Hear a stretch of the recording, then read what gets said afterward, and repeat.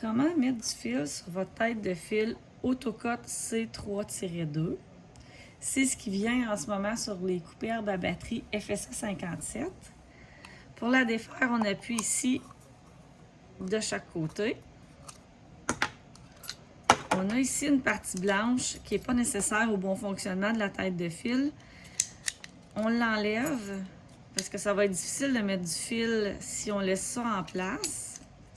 Il faut juste la mettre de côté, on ne l'utilise plus. Vous pouvez aussi, à chaque fois que vous mettez du fil, défaire votre tête de fil, soit pour la nettoyer, soit pour vérifier qu'il n'y a plus de fil à l'intérieur. Ce qui est important, c'est que notre flèche ici puis notre flèche ici doivent être bien alignées pour que le fil puisse bien rentrer à l'intérieur.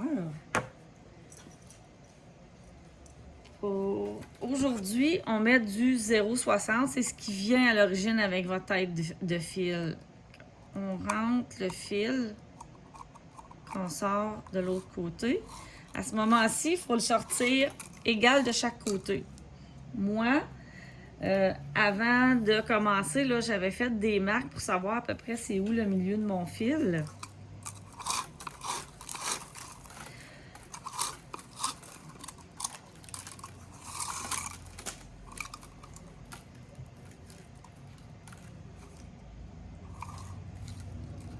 Ici.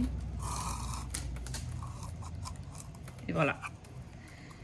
La partie noire, on fait juste tourner jusqu'à ce que votre fil soit tout rentré. On peut aussi mettre dans cette tête de fil-là du 80, du 0,80. Il est un petit peu plus gros.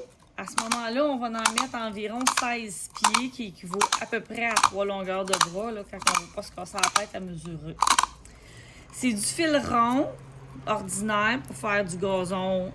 Si jamais vous avez beaucoup de mauvaises herbes et que votre fil il brise facilement, vous pouvez aussi mettre un fil torsadé au carbone qui est beaucoup plus résistant que le fil rond ordinaire.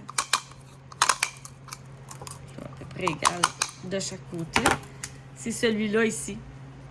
Il est torsadé, puis il est au carbone.